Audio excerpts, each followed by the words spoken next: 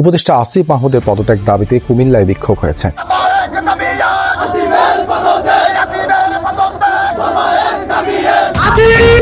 তুমি মনে রাখো, এই রক্তের সাথে বেঈমানির ফল ভালো হবে না।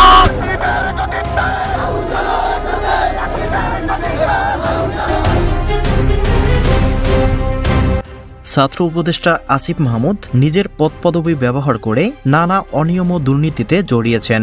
অভিযোগকারীরা বলছেন, চাকরি দেওয়ার নামে অর্থ গ্রহণ, রাজনৈতিক সুবিধা নিয়ে প্রভাব বিস্তার এবং উন্নয়ন প্রকল্পে কমিশন বাণিজ্যের সাথে জড়িত এই ছাত্র উপদেষ্টা।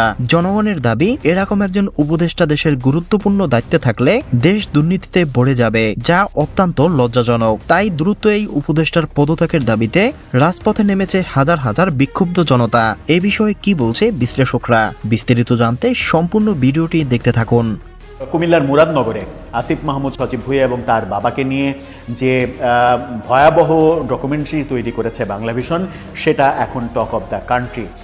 এই ভিডিও যখন আমরা করছি, ভিডিওর রেকর্ডিংটা যখন আমরা করছি, অর্থাৎ গত রাতে, তখন পর্যন্ত বাংলাভিশনে, শুধুমাত্র বাংলাভিশনেই এই ভিডিওটা 1 মিলিয়নের বেশি দর্শক দেখে ফেলেছে।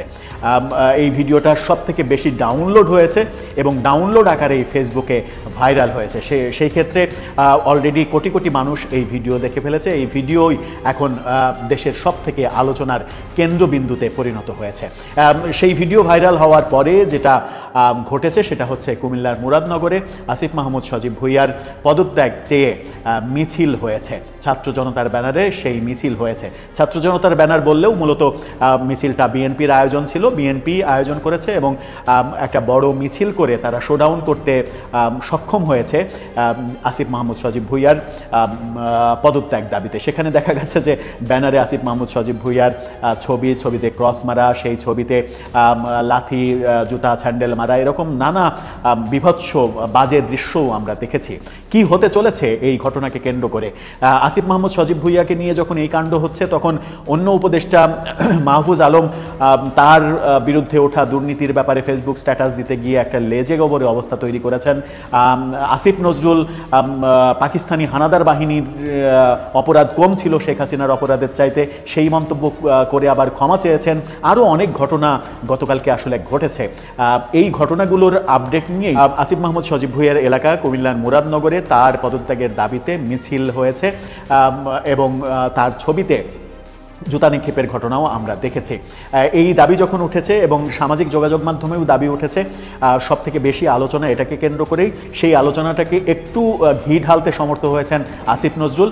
পাকিস্তানি হানাদার বাহিনীর পক্ষে অবস্থান নিয়ে কিছুটা আসিফ মাহমুদ সজীব ভুঁইয়া একটু শান্তি পেয়েছেন যে তারপরে একটা বড় ঘটনা ঘটেছে, তার ঘটনাটা হয়তো ম্রিয়মাণ হয়ে যাবে। কিন্তু তার ঘটনাটা আসলে ম্রিয়মাণ হওয়ার কথা নয়, বিষয়ও নয়। সামাজিক যোগাযোগ মাধ্যমে ব্যাপক হারে তার পদত্যাগ চাওয়া হচ্ছে এবং এটাও বলা হচ্ছে যে সরকার এত কিছুর পরেও তাকে সরকারের মধ্যে রেখে নিজেদের নিরপেক্ষতা প্রশ্নবিদ্ধ করছে এবং এই সরকার যে নিরপেক্ষ নয়, আসিফ মাহমুদ সজীব ভুঁইয়া সরকারে থেকেই নির্বাচন করার প্রস্তুতি নিচ্ছেন।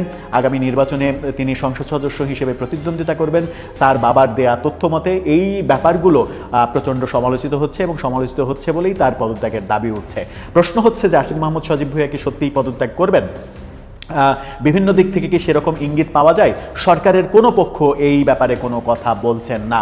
এই ব্যাপারে যখন কোনো কথা বলছেন না, তখন আমরা মাহফুজ আলমের একটা ফেসবুক পোস্ট, যেটা নিয়ে আমরা একটা ভিডিও করেছিলাম, সেই ফেসবুক পোস্ট রাতে, গতকালকে রাতে, গভীর রাতে, রাত 3টার দিকে, রাত 2:51 সম্ভবত তিনি ফেসবুক পোস্টটা দিয়েছিলেন। সেখানেই তিনি বলেছিলেন যে নতুন একটি দলের কয়েকজন মহারথী এতে জড়িত, অর্থাৎ তার বিরুদ্ধে যে 6.5 কোটি টাকার পাচারের অভিযোগ করা হয়েছে, সেটার সঙ্গে নতুন দলের কয়েকজন রথী মহারথী জড়িত, সবই প্রকাশ পাবে। একটা সার্কেলে সবাই যখন দুর্নীতিগ্রস্ত, কিন্তু একজন কোনো টাকা ধরছেন না, এটা কার সহ্য হবে?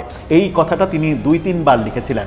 এই পোস্টটা পরবর্তীতে তিনি আবার এডিট করেছেন এবং এডিট করে যেটা করেছেন সেটা হচ্ছে যে নতুন একটি রাজনৈতিক দলের কথার জায়গায় নতুন কয়েকটি রাজনৈতিক দল কয়েকটি রাজনৈতিক দলের রতি মহারতি এভাবে চেঞ্জ করেছেন। যখন মাহফুজ আলম এই পোস্টটা দিয়েছেন তখন থেকেই সমালোচনা শুরু হয়েছে যে মাহফুজ আলম এনসিপি এবং সরকারের অনেক বড় ক্ষতি করে ফেললেন এই পোস্টের মাধ্যমে। যখনই তার উপরে প্রেশার গেছে সরকারের পক্ষ থেকে, তখনই তিনি সেই পোস্টটা এডিট করেছেন, সংশোধন করেছেন। নতুন একটি রাজনৈতিক দলের জায়গায় কয়েকটি রাজনৈতিক দলের রথী মহারথীরা এভাবে লিখেছেন এবং একই সার্কেলের সবাই যখন দুর্নীতিগ্রস্ত এই বাক্যটা তিনি ফেলে দিয়েছেন।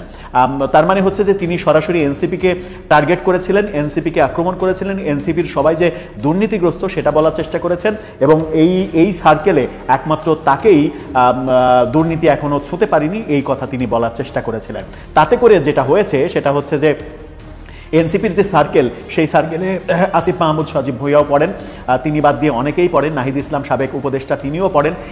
সবাইকে কলঙ্কিত করার একটা ব্যাপার তার পোস্টে দেখা গেছে। সেখান থেকেই আলোচনা উঠেছে যে তিনি সরকার এবং এনসিপি দুই পক্ষকেই বিপদের মধ্যে ঠেলে দিলেন কিনা। আসিফের কারণে সরকার বিতর্কিত হচ্ছে, এটা যেমন সত্য, আবার মাহফুজ আলমের এই স্ট্যাটাসের কারণে সরকার এবং এনসিপি দুই পক্ষই বিতর্কের মুখে পড়েছে, এটাও সত্য।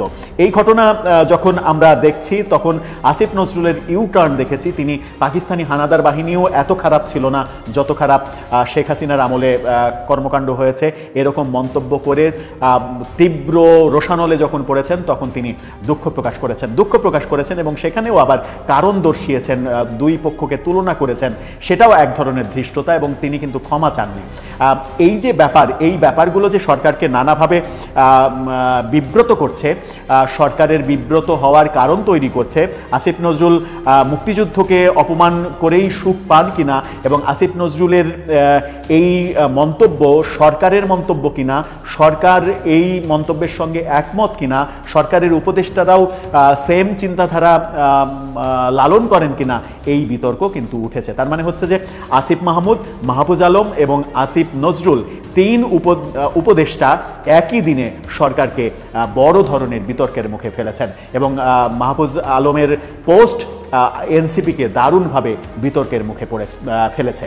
সব মিলিয়ে আমার মনে হয় যে তাদের মধ্যে সমন্বয়ের প্রচণ্ড অভাব তৈরি হয়েছে, তাদের মধ্যে স্বার্থের দ্বন্দ্ব তৈরি হয়েছে এবং তাদের মূল চেহারাটা, বিশেষ করে আসিফ নজরুলের এই পাকিস্তান হানাদার বাহিনী প্রীতি একটা সিগন্যাল দেয় যে তারা আদতে কোন পথে চলতে চাইছে।